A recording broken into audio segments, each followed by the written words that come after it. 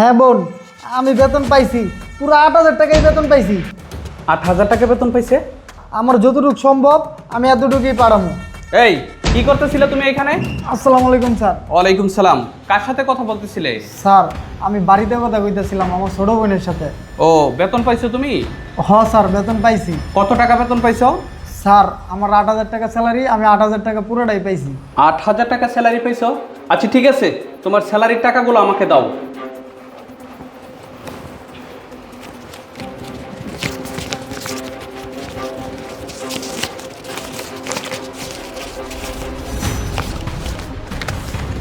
ঠিক আছে, এই টাকাগুলো রাখো, একটু পরে আমার চেম্বারে ডাকলে আসিও। বোন, তোরা না কইছিলাম তুই আমার কল টল দিস না, অফিস টাইমের ভিতরে কলটা দিছস, স্যারে আইসা এটা দেখতে লাইছে। অন যদি আমার চাকরিটা জায়গা, তাহলে মার অপারেশন করাবি কেমনে? রাখ ফোন রাখ। ছ্যাঃ, আমারই ভুল হয়েছে, আর ফোনটা ক্লিকে আমি রিসিভ করছিলাম, স্যারে আমার ডাকছে। এখন যদি আমার চাকরিটা জায়গা, আল্লাহ আমার কোন পরীক্ষার ভিতরে ভালো এলা। আসসালামু আলাইকুম স্যার। ওয়ালাইকুম সালাম। স্যার, আমাকে ইমার্জেন্সি ডাকলেন, কোনো সমস্যা? না, তেমন কোনো সমস্যা না। আমাদের সবার স্যালারি কি দেওয়া হয়ে গেছে? জি স্যার, আমি তো সবাইকে বেতন দিয়ে দিছি স্যার। আচ্ছা, আমাদের সিকিউরিটি, ওর কি পারিবারিক কোনো সমস্যা? ওকে খুব পেরেশানিতে মনে হচ্ছে। স্যার, ও কোনো পেরাশানিতে আছে কিনা আমি তো সঠিকটা বলতে পারি না। ও আচ্ছা, আপনি কি ওর স্যালারি দিয়েছেন?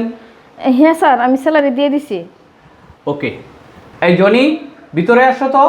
স্যার, সিকিউরিটিকে কেন রাখতেছে? দাঁড়ান, চুপ করে দাঁড়ান। আসসালামু আলাইকুম স্যার। ওয়ালাইকুম সালাম। জনি, তোমার স্যালারির টাকাগুলো আমাকে দাও।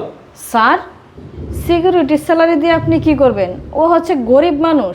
স্যার বাদ দেন, যাইতে দেন ওরে স্যার। স্যার, ম্যাডাম ঠিকই কইছে, আমি আর অফিস টাইমে কারোর সাথে কথা কমবো না স্যার, আমি আর ফোন টিপবো না, এবারের মতো আমার মাফ করে দেন স্যার। ম্যাডাম, আমি বাইরে দাঁড়াইয়া আমার বোনের সাথে ফোনে কথা কইতেছিলাম, স্যার এটা দেখে ফেলাইছে, এই জন্য আমার ডাইকা আনছে। স্যার আমি জায়গা আমার ভুল হয়ে গেছে। এই দাঁড়াও, তোমাকে বলছি স্যালারির টাকাগুলো দেওয়ার জন্য, টাকাগুলো দাও। স্যার, খামাখা ওর স্যালারি টাকা নিয়ে টানাটানি করতেছেন কেন লেগে? স্যার, ওর ভুল হয়ে গেছে, আপনার কাছে ক্ষমা চাইতেছে। স্যার বাদ দেন স্যার, ওকে মাফ করে দেন স্যার। এই আপনি চুপ করেন। এই, তোমাকে স্যালারির টাকাগুলো দিতে বলছি, তুমি টাকাগুলো দাও। স্যার, আমি তো আপনাকে বলছি আমার ভুল হয়েছে, আমার মা অনেক অসুস্থ, আপনি যদি আমার স্যালারি টাকাটা নিয়ে যান তাহলে আমার মার চিকিৎসাটা আমি করতে পারবো না স্যার। স্যার আমার যাইতে দেন। এই, তোমার কি চাকরি করার ইচ্ছা আছে? যদি থাকে তাহলে স্যালারির টাকাগুলো আমাকে দাও। দিতাছি স্যার, এই যে স্যার।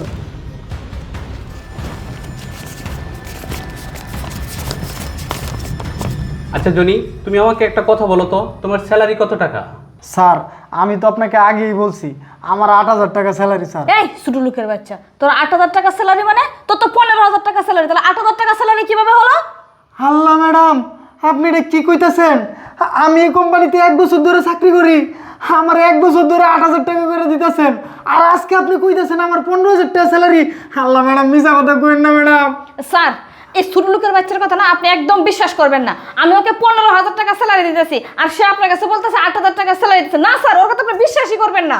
স্যার আমি গরিব মানুষ, আমি একজন সামান্য সিকিউরিটি গার্ড স্যার, আমার টাকার প্রতি লোভ নাই, আমি বিশ্বাস করেন ম্যাডাম আমার 8,000 টাকা করে স্যালারি দিতেছে 1 বছর ধরে, আমি কিল্লিগা মিছা কথা কমু স্যার, আপনি বিশ্বাস করেন ম্যাডাম আমার 8,000 টাকা করে স্যালারি দেয়, আজকেও আমার 8,000 টাকাই স্যালারি দিছে।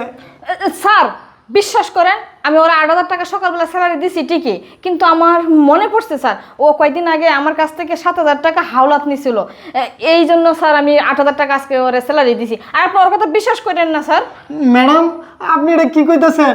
আমি কয়েকদিন আগে আপনার কাছে গেছিলাম অ্যাডভান্স নেওয়ার জন্য 7,000 টাকা, আপনি কইছেন তোর মাত্র 8,000 টাকা স্যালারি, তুই আবার অ্যাডভান্স নিতে আইছস, তোর কোনো অ্যাডভান্স হইব না, যা যা।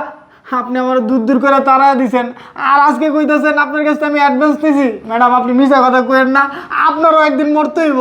এই সুটি ম্যাডাম, ও যে কথাগুলো বললো, কথাগুলো তো একদম সত্যি। আপনি শাক দিয়ে মাছ ডাকার চেষ্টা করছেন, তাই না? আমি তো আপনাকে বিশ্বাস করেছি, আর বিশ্বাস করে এত বড় একটা দায়িত্ব দিয়েছি, আর আপনি কিনে সাধারণ একটা সিকিউরিটির টাকা মেরে দিচ্ছেন। আপনার নামে আজকের দিনের ভিতরে আমার 5টা কমপ্লেন আসছে। আমি তো ভেবেছিলাম আপনার সাথে কথা বলবো, কিন্তু এখন তো হাতে নাতে ধরে ফেলেছি। এখন কি করবেন আপনি ভেবে দেখেন, সত্যিটা বলবেন নাকি আমি আপনাকে পুলিশে দিয়ে দিব? স্যার সিকিউরিটি গার্ড যা বলছে সবই সত্য কথা।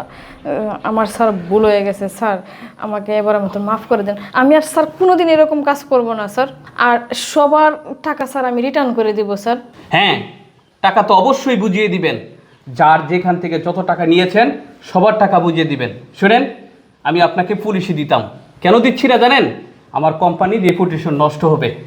আর সমস্ত টাকা বুঝিয়ে দেওয়ার পর আপনি আমার অফিস থেকে বেরিয়ে যাবেন। আপনার মতো ম্যানেজারের আমার কোনো প্রয়োজন নেই। স্যার স্যার আমাকে এবার মতো মাফ করা যায় না? শুনেন, মাফ করার একটা লিমিটেড থাকে। আপনি লিমিট ছাড়িয়ে গেছেন। যান, এখনই যান, দাঁড়িয়ে থাকবেন না। আমার মেজাজ কিন্তু মাথায় উঠে গেছে। জনি, এই 8,000 টাকা আমার কাছে রেখে দিলাম। ম্যাডাম তোমার যত টাকা কেটে নিছে 1 বছরে সমস্ত টাকার হিসাব করে আমি তোমাকে একত্রে দিয়ে দিব। তুমি এখন তোমার কাজে যাও। আচ্ছা ঠিক আছে স্যার, আসসালামু আলাইকুম। ওয়ালাইকুম সালাম।